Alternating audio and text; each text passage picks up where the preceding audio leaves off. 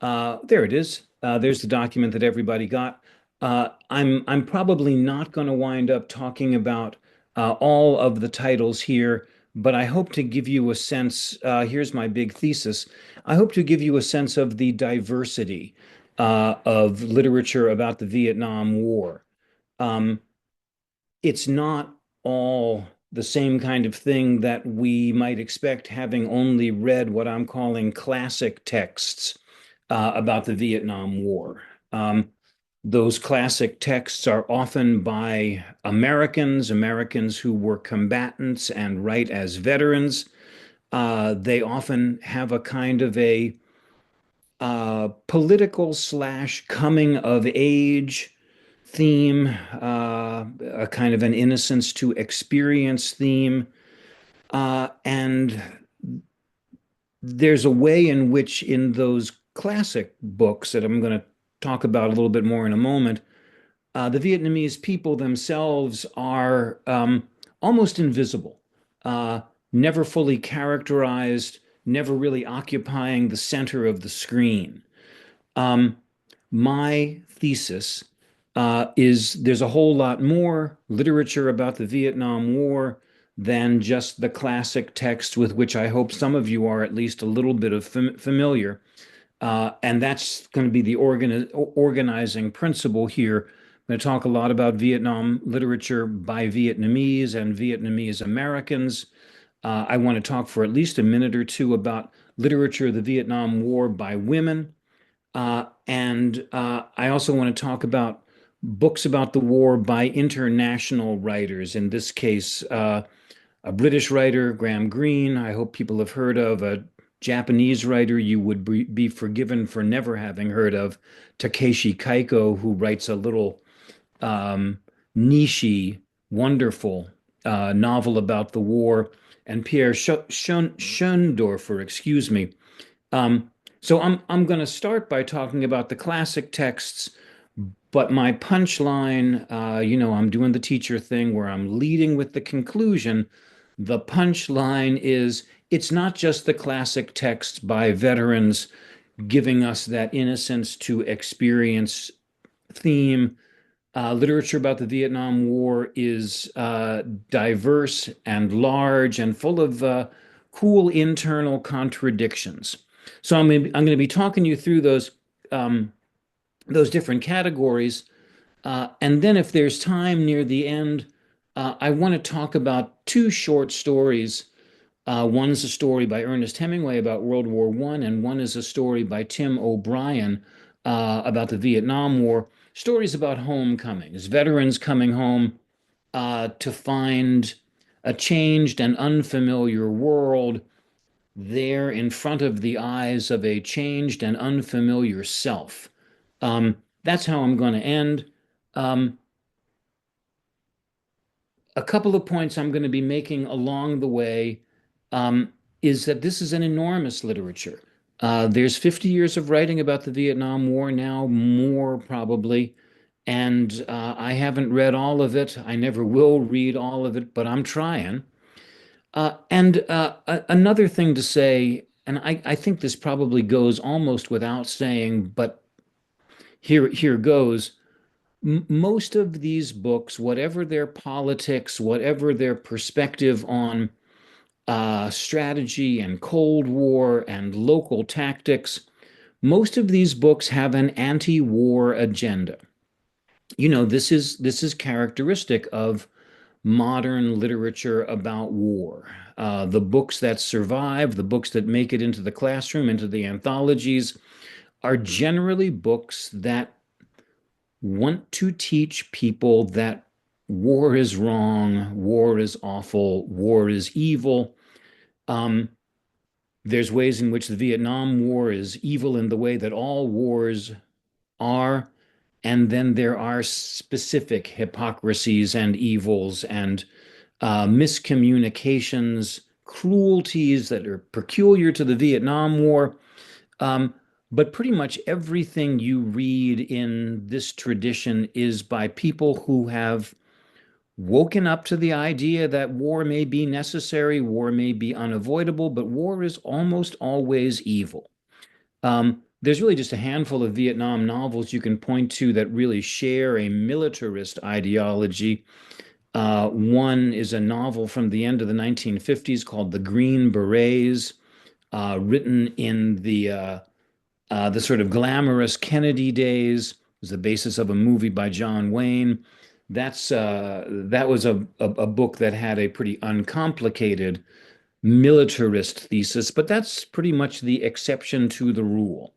Most of the books that we're going to talk about belong to a tradition of anti-war war novels that might have begun with Stephen Crane.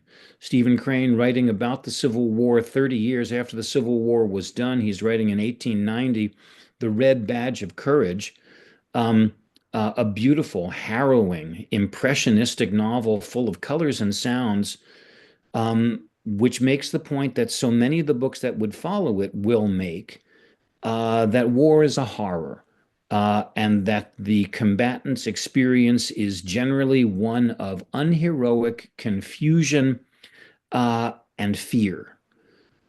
Um, the book that I think many in the Vietnam generation read that kind of furthers that anti-war agenda, um, is a novel of World War One, excuse me, a novel of World War One, All Quiet on the Western Front.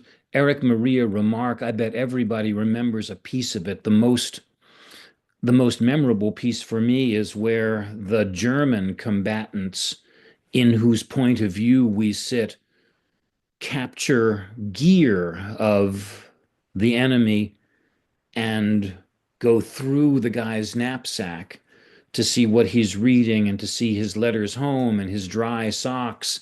And there is this realization, hey, these French soldiers aren't monsters. They're people too, just like us.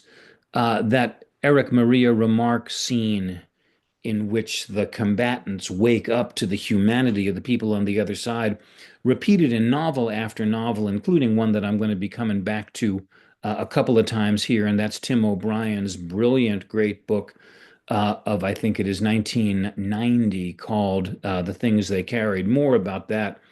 But there are a couple of places in there which are straight out of the Eric Maria Remarque All Quiet on the Western Front playbook. Um, I've listed maybe four or five classic American novels about the Vietnam War. Let me start real quick. Uh, Larry Heinemann's Paco's Story. Larry Heinemann, a great Chicago writer, author of, I think, three titles about the Vietnam War. One is called Close Quarters, about being in an armored division. Paco's story is a homecoming story, the veteran who comes home to find himself unable to readjust to the world that he has returned to, and unable to really grasp the ways in which he himself has changed. There's a remarkable little technical twist in Larry Heinemann's Paco's Story. It's one of a handful of novels I can think of that is told, excuse me, in the first person plural. It's we, we, we.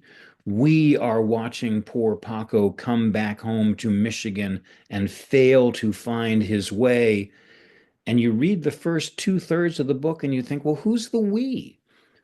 Who's the group of voices telling this story? And by the end of the book, you recognize that the we is like a collective voice of the ghosts of Paco's former comrades.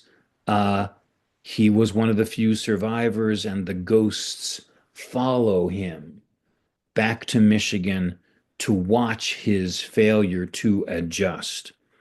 Let me say a quick word about another book I want to call a classic American text of the Vietnam War, and that is a book of nonfiction called Dispatches by Michael Herr.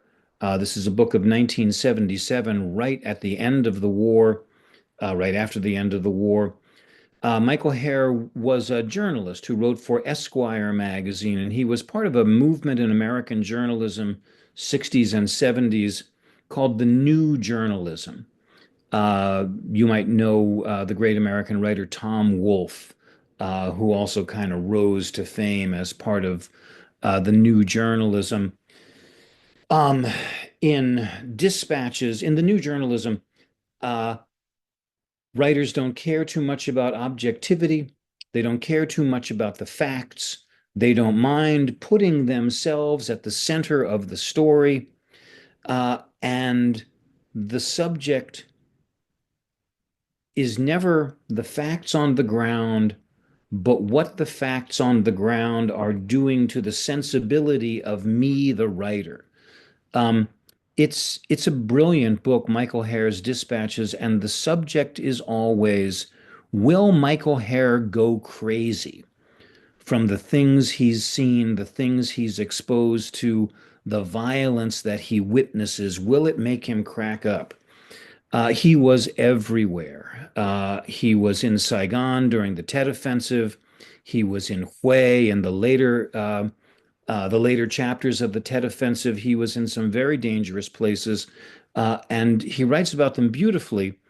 Always, again, not so much interested in the facts, but in the smells and the colors and the emotions of the experience, especially as those emotions play out in the mind of the perceiving writer, Michael Hare. Rush to go read Michael Hare's Dispatches, a work of the New Journalism. It is a very vivid and very powerful picture of the war. I hope uh, most of you know a little bit about Tim O'Brien. Tim O'Brien, really one of the greatest living American writers. He has been writing about the Vietnam War and occasionally, as in his most recent book, America Fantastica, other topics. But he's been writing about the Vietnam War since the 1970s, and he's given us a string of very, very distinguished books. Maybe the best known of these is The Things They Carried. It is not, properly speaking, a novel. It's what English teachers like me call a short story cycle, a collection of short stories that are bound together by shared characters, settings, and themes. And in many cases, in a short story cycle, it is the case in The Things They Carried, the stories are separated by these little interchapters, 2 and 3 page little vignettes or sketches, which are like the mortar between the bricks or commentary on the story. I read a lovely article once about how the interchapters in Tim O'Brien's The Things They Carry are like the chorus in a Greek tragedy, there to provide commentary, there to uh, demonstrate what the emotional reaction for the reader ought to be to this most recent horror. Um, they're brilliant stories. Again, as I said, there's a bit that comes right out of Eric Maria Remarque. There's an interesting aspect to the story where O'Brien, who is from Minnesota, educated at Harvard, and a very, very influential teacher of writing for the last 30 years. There's this funny way in which O'Brien teases the reader. I'm about to make a big autobiographical disclosure. Ooh, just wait a few more pages and you're going to learn this thing about me, Tim O'Brien, the real guy. And the disclosure never quite gets made, or it doesn't get made in the way that we expect it to. It gets made in a way that really points up O'Brien's big theme in The Things They Carried, which is that stories are as true as history. Um, he talks about story truth versus happening truth. Um, and he encourages readers to draw a kind of an equivalency between the two. The truth that the literary imagination accesses for the reader is a whole lot like, let me put it another way, the truth that the literary imagination accesses for the reader is as true as documentable reality. Excuse me, as documentable reality is true. Um, it's a brilliant novel. The title story, The Things They Carried, is about a kid, a young second lieutenant who can't keep his eye on the ball, who can't keep his mind on the mission because his mind keeps drifting back to a sort of semi almost would-be girlfriend back home. And in his mind, at least, because he's so focused on Linda back home, something terrible happens to one of his men. I'm not sure that he blames himself in a legitimate way, but he certainly blames himself, and that blame is part of the story. And we see him at the end of the day sort of telling himself a story. I'm going to be different. Here's the kind of leader I'm going to be. Here's what I will do tomorrow to keep my men safe. The story ends with an act of imagination. Maybe it's a kind of a constructive or progressive act of imagination as our hero dreams up the way he's going to be a different or better soldier, and maybe he will, because according to Tim O'Brien, story truth is as legitimate as happening truth. I want to mention one more of these classic texts. I'm not going to get to them all, and then I want to talk about uh, some of the other kinds of Vietnam literature that is available to us as readers. Um, Brilliant book from 1984 called Bloods. Um, Bloods is an oral history. And I bet most of you know what an oral history is, but I have to do the English teacher thing and say it is a collection of interviews, interviews with people, who have some connection to a historical event or question that the interviewer wants us to know about. We are Chicagoans, and so the great oral historian in our local history, of course, is Studs Terkel. Wrote Working, wrote The Good War, oral histories of American labor, oral histories of World War II, respectively. Wallace Terry's Bloods, think of it as a journalist doing the Studs Terkel treatment not just to Vietnam veterans, but to African American Vietnam veterans, uh, to try to get a sense of the range and variety of experiences, their experiences, to get a sense of the range and variety of their talk. Um, the beautiful thing about an oral history is the way in which it captures styles of speech. And Terry is very good at selecting and editing his informants so that we hear their voices in a very vivid and, I believe, true way. Um, the story of African Americans in the Vietnam War is a subject for another day. But let me just say the following thing. In lots of books and movies about the Vietnam War, um, you hear the claim, uh, race disappears under fire. Uh, my comrades, they looked after me whether I was black or white. We didn't care about race, confronting some of the dangers of the war. Uh, that's a perspective that gets shared in Wallace Terry's Blood, No Race, No Color Under Fire.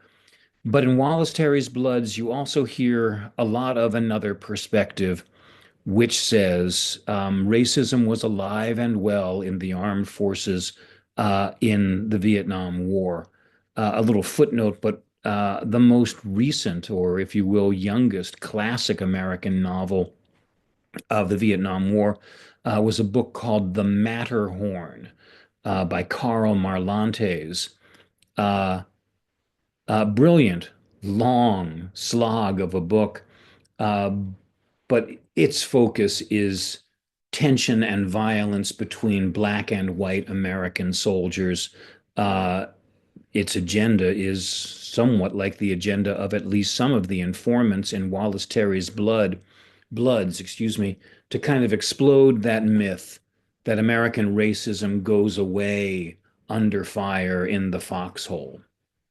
So when we American readers think of the literature of the Vietnam War, we generally think about those classic American texts. And uh, I love them. I teach them.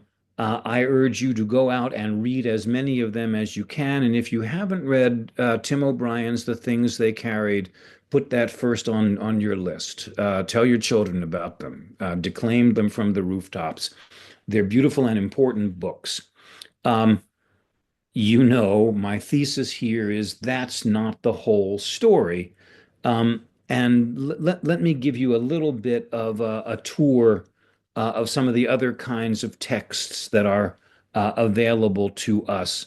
Literature of the Vietnam War by Vietnamese and Vietnamese Americans. There's lots of them.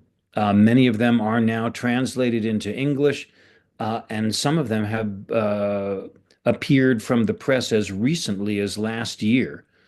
But here are some of the classics of Vietnam War writing by Vietnamese. A book that anybody with an interest in the political dimension of the war needs to read is a Viet Cong memoir by Truong Nhu Tang. I'm not going to give you the whole inside dope on it, but it is the story of the National Liberation Front.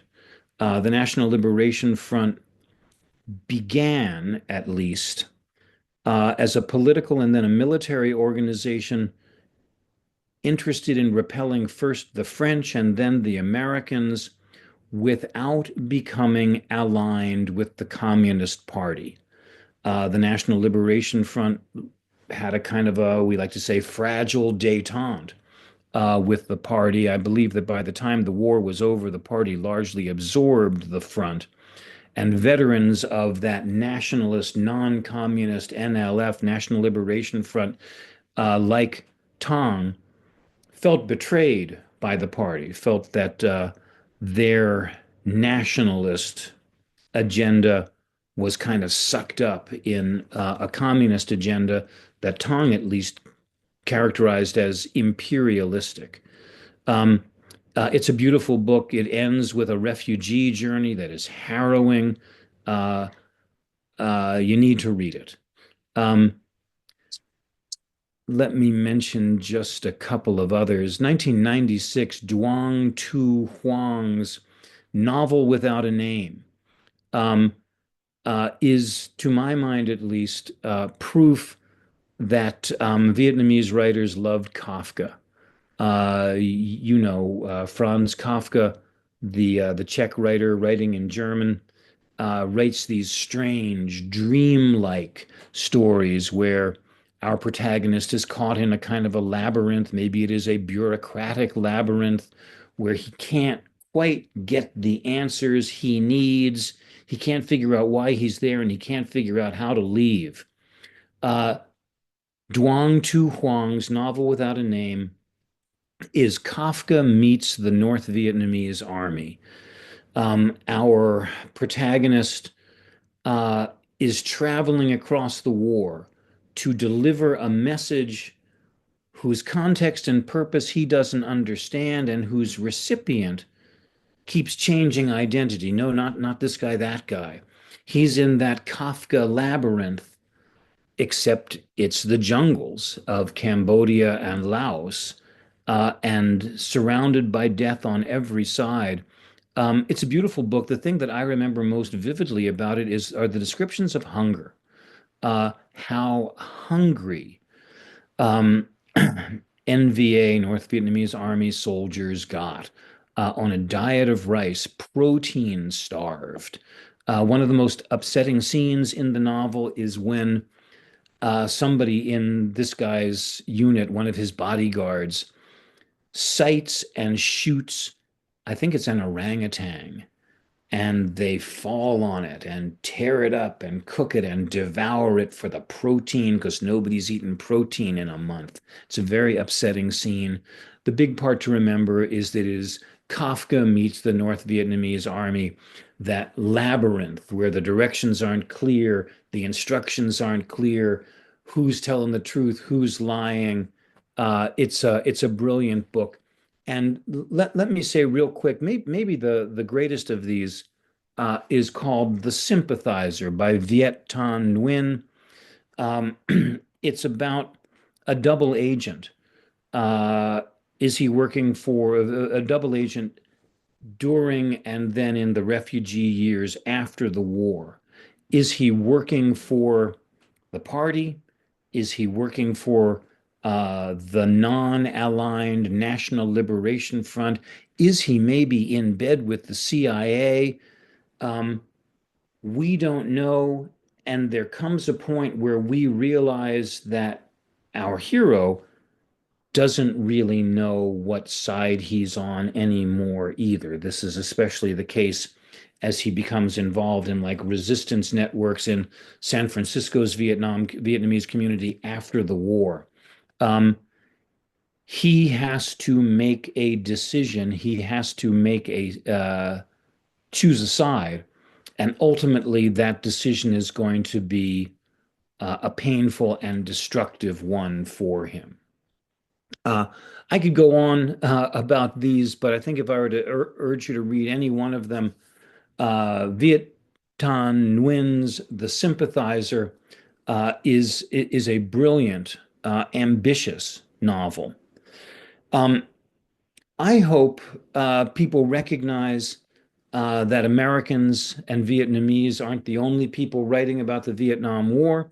There is a rich tradition of European literature on the Vietnam War. The greatest example of which is, excuse me, Graham Greene's The Quiet American, 1955. Graham Greene, a master of the espionage novel. He's also a writer interested in faith, and there's a number of books, including The Quiet American, where Greene's concern with Christian faith, specifically Roman Catholic faith, intersects with his espionage plots. Written in 1955, the year after the French defeat at Dien Bien Phu, The Quiet American takes place in the waning days of the French War. The French are losing. They know they're losing. They're pretty confident that they're going to lose their sphere of influence in Southeast Asia to the Americans, who are beginning to make a kind of a clandestine presence felt in Vietnam. And at the center of the book, the titular character, the quiet American, Alden Pyle, he is a CIA agent. In those days, it was the OSS. They were just about to change their initials from the Office of Strategic Services to the Central Intelligence Agency. He's an innocent. He's a fool. He's a particularly kind of American cocksure, innocent fool. And he does inestimable harm to people in the service of Cold War ideology. Um, our narrator, watching this guy and kind of becoming reluctantly friends with this guy, our narrator is a corrupt, disillusioned, cynical British journalist whose motto is, I don't take sides. I am not, he uses the French word engagé. I'm neutral. I just report the facts. But as he sees more and more clearly the harm that this American innocent, Alden Pyle, is doing, he has to take a side, and he does so in a dramatic way. Graham Greene's The Quiet American, 1955.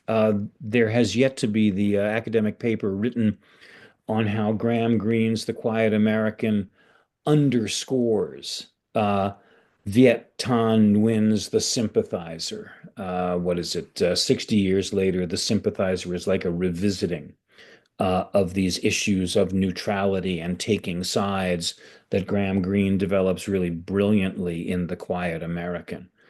Um, Real quick, we're coming close to the point where I'm going to be quiet and encourage you guys to ask some question. But I wouldn't be doing my job if I didn't say that there is a large literature of Vietnamese Vietnam War literature by women.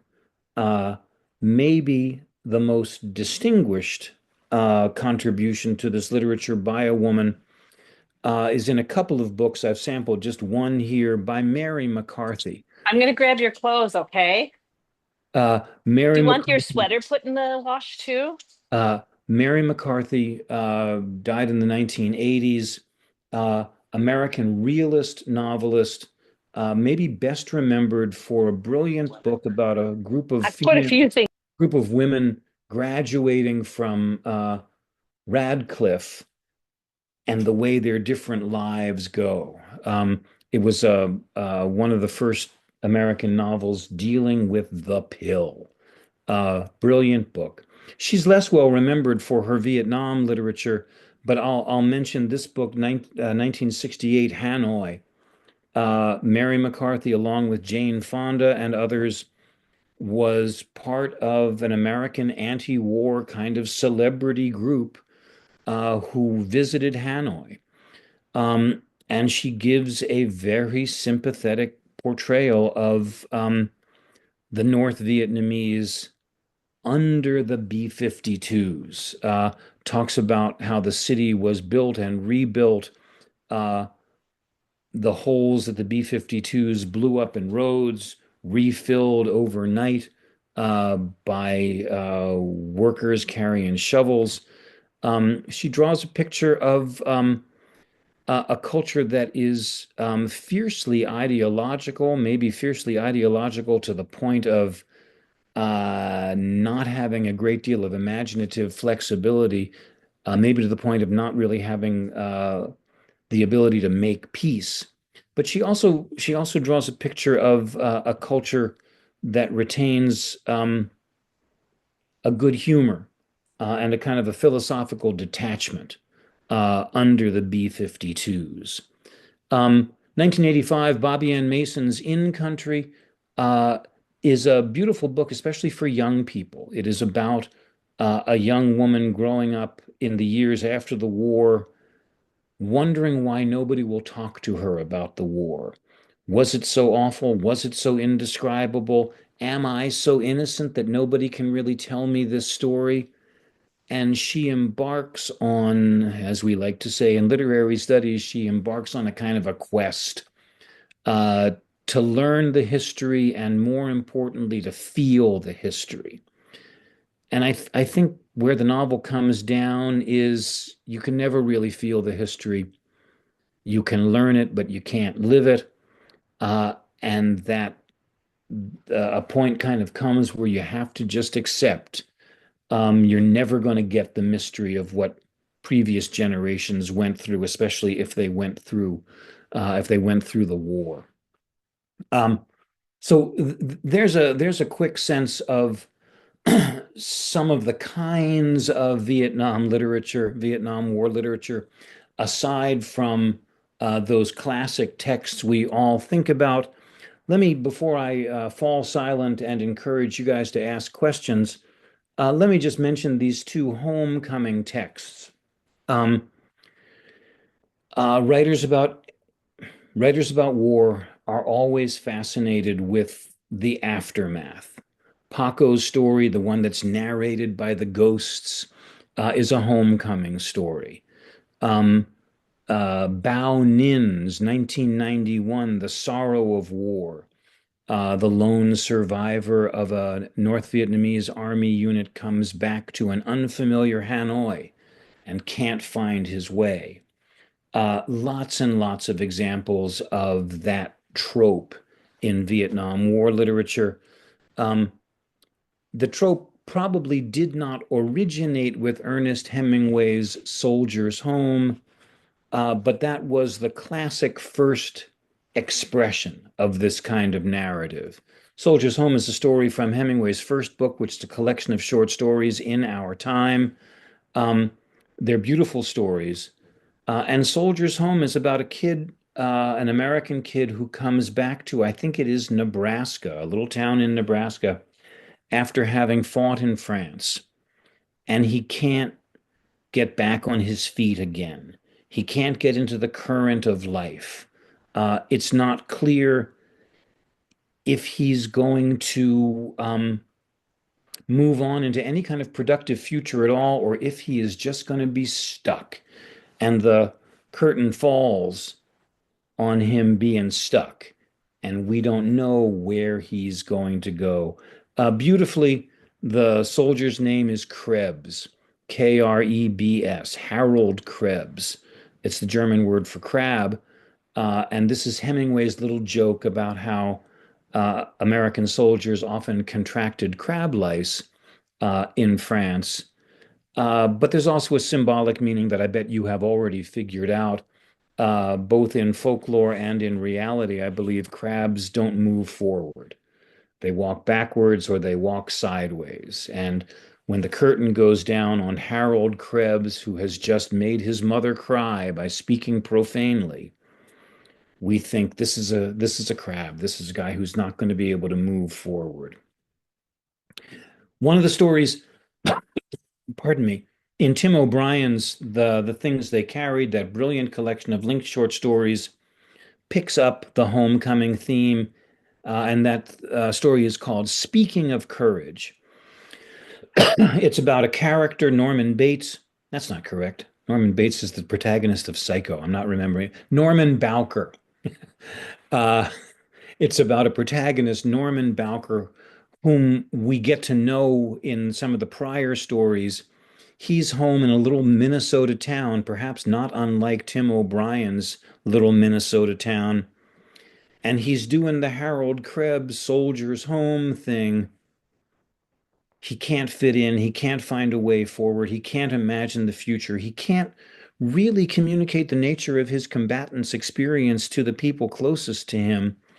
And he's left hanging. Meanwhile, in letters that he writes to the author, Tim O'Brien, he revisits some of the things that happened in country, and we see them in a different light than they had been presented in earlier stories of the collection.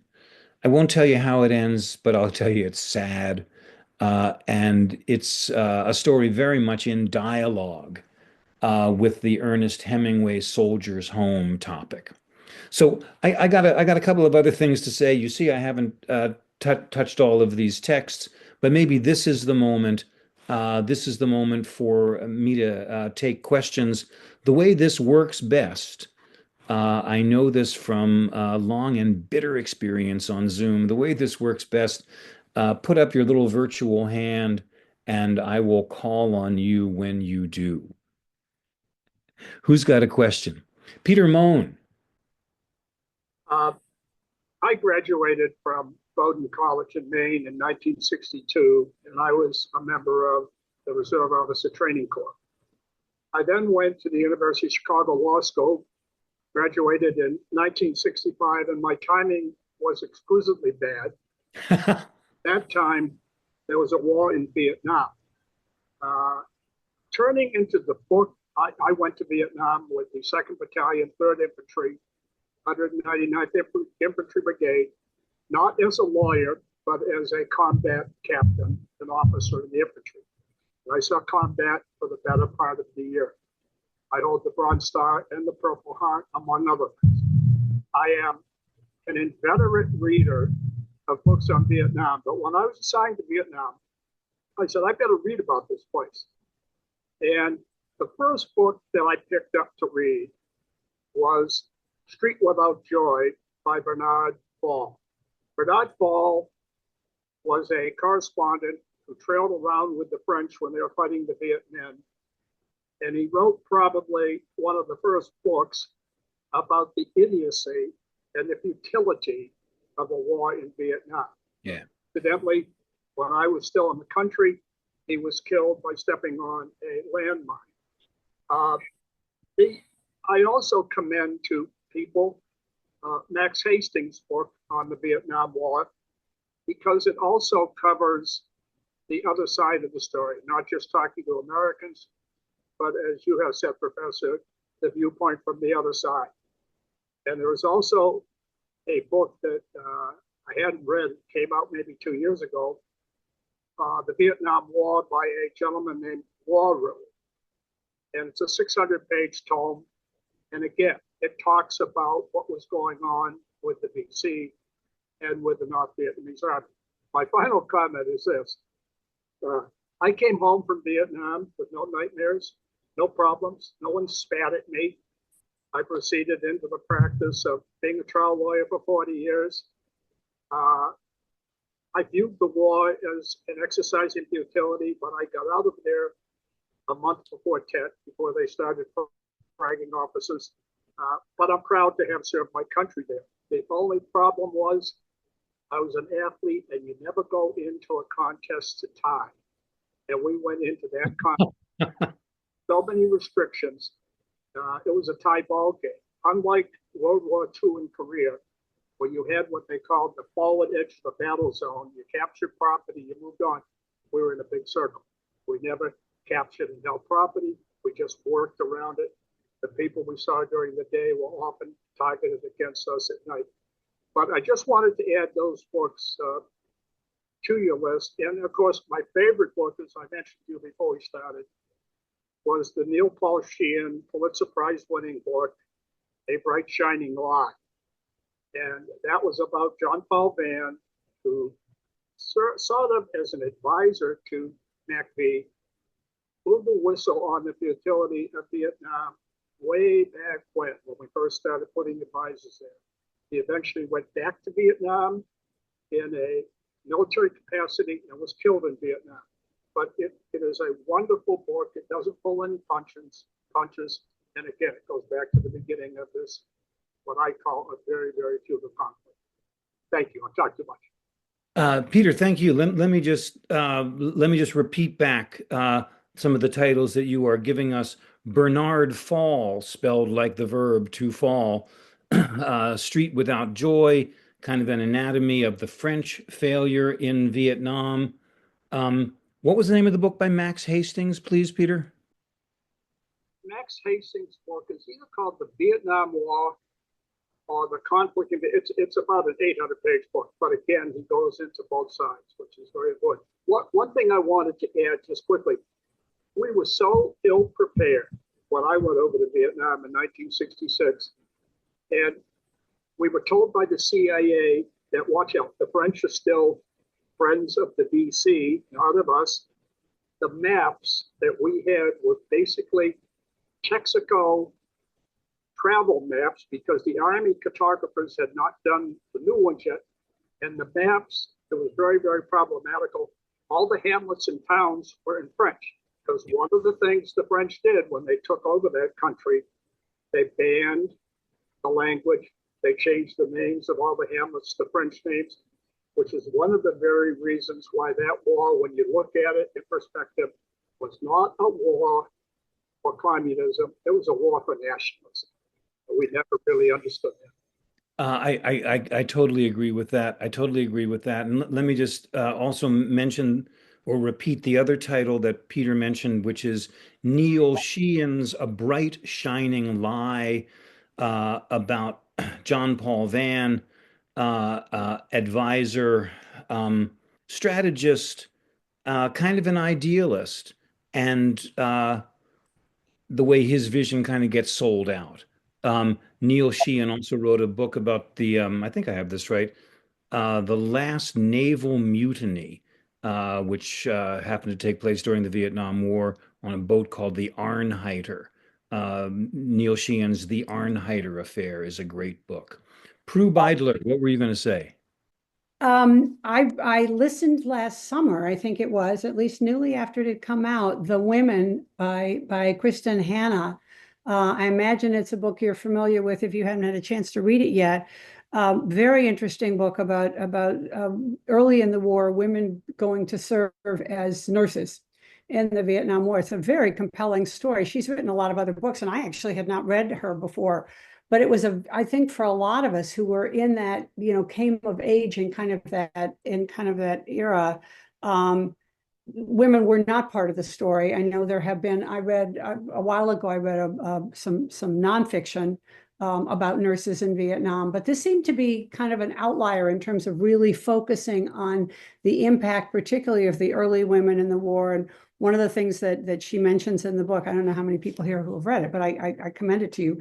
But one of the things they mention is going to a to veterans events and not being welcome. Because as women, most people had not been familiar. They were in the nurse. They were part of, I think, a bit in the beginning. She was in, I think it was the Navy Corps. It was nurses in the Navy, and there was only one way you could really start. And I can't remember if it was Army or Navy that you got in. But it's a very compelling read, and it's obviously got a lot of interaction with the soldiers themselves and things that happen and so on. And it's a good yarn anyway. But it felt to me like some new space as somebody who'd been reading pieces of that for some time.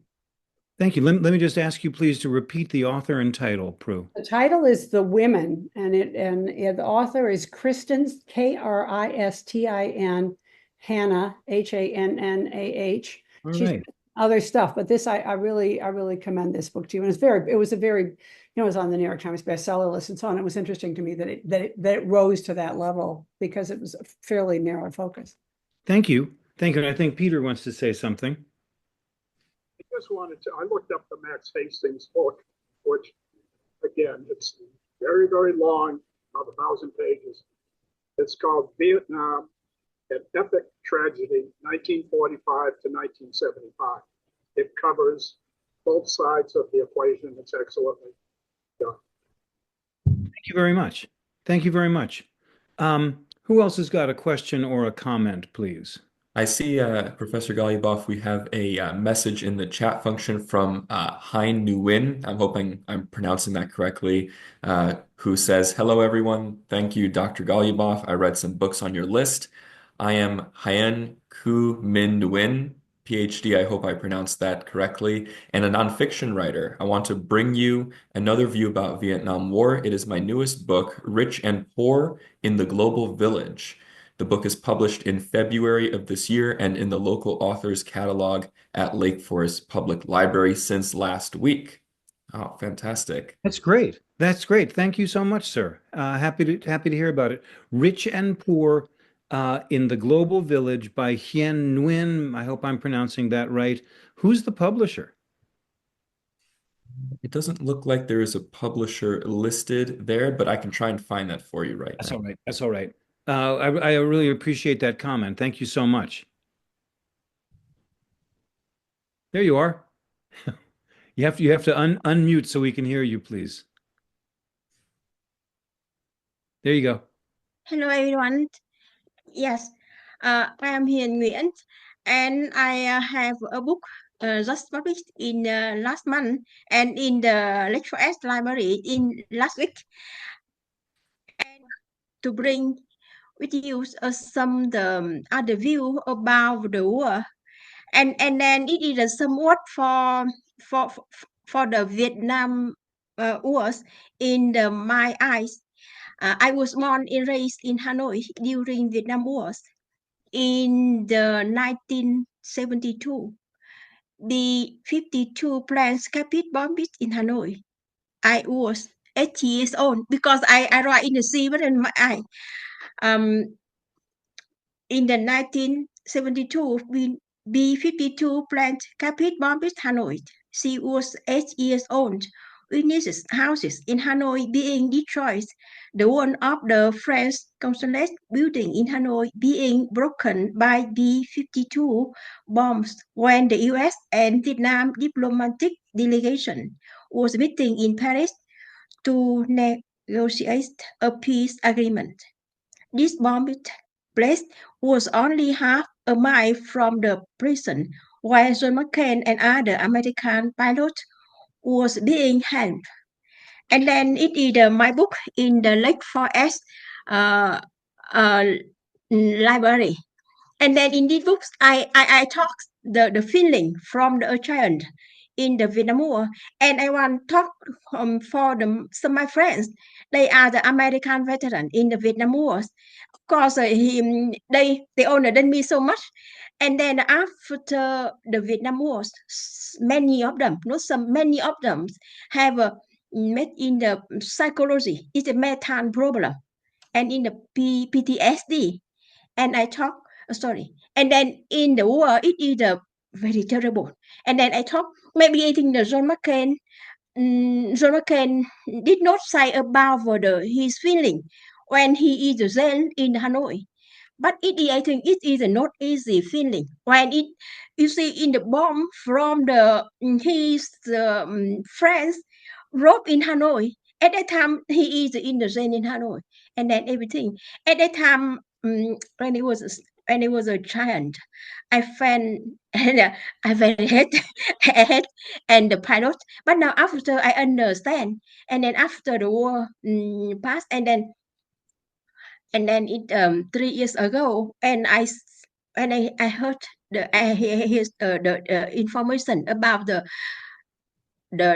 Ukrainian wars and the Russia's attacks the Ukrainians. I don't know why everything it is burned in my heart, and then I decide I write a book because every war is terrible. Vietnam War, Iran Wars, Afghanistan, and then every war it is very terrible. It is a very dangerous for the people, especially for the child. I hope that my book maybe it is useful a little bit, can stop the war in the world. Yeah, thank you. Thank you. Thank you. Everything I've read about the B-52 raids of Hanoi make them sound terrifying, absolutely Yes, terrifying. Uh, and we're able to find your book, Rich and Poor in the Global Village, at the Lake Forest Library. yes, yeah, yeah, yeah. I hope you can to see to see it a little bit. Thank you. Thank you. Did I see somebody else in the chat? We do have a message from Marietta Hans, who asks if anyone has read Linda Van Devanter's Home Before Morning. Marietta said she found it very, very moving. I read it a long time ago. It's am I right, Marietta, that this is a the story of a veteran's wife coming to terms with the damage that was done him during the war. Home Before Morning by Linda Van Devanter. Um, you'll see on my list of books, there's a volume edited by Linda Van Devanter called "Visions of War and Dreams of Peace," and it's poetry by uh, women associated with the war, nurses, administrators, what they used to call donut dollies, and the wives of veterans. Thank you. Who else has got a question or a thought? Joy Markey. Hi there. Hi. Hi. I actually read the Tim O'Brien book, The Things They Carried, for my I was a first year at Miami of Ohio, and that was our freshman year book. So, I remember thinking it was an amazing book and an interesting choice for a young group of 17 and 18-year-olds at the time. But my question is, do you think that that these novels and these books have changed the perception a little bit of the Vietnam War and how people view it? There was so much, it seemed like, at the end of the war, conflicting feelings on Vietnam. And do you think that these novels in general have helped to heal or change perceptions at all? I think probably yes. As I get older, I get a little more skeptical about does culture change things? Do books change things? Does music change the way we look at the world? But my skepticism notwithstanding, I guess I want to say yes. Um, I think the um, the people who read this literature should and probably do come away with a skepticism about the American war machine. Um, it hasn't stopped us from being a warlike country. It hasn't stopped us from what I would consider to be a whole lot of irresponsible military adventures overseas. But yeah, I do think American readers um, are in a small sense inoculated against, war fever, war spirit because of the critical tone of these books. I think I saw somebody else in the chat. Yes, that's Marietta Hans responding. Linda Van Devanter wrote about her year as a nurse in Vietnam. Thank you. Thank you. I must have been confusing it with another story. Um, Home Before Morning by Linda Van Devanter. I have even at the age of 84, I have a very big interest in what I went through 60-something years ago. 67 years ago. When you look back at the chances the United States had before Vietnam became a sore spot for us, we were offered the chance at the end of World War II, 1945, to reach a rapport with Ho Chi Minh, who again, although he was a communist, he was a nationalist above everything else.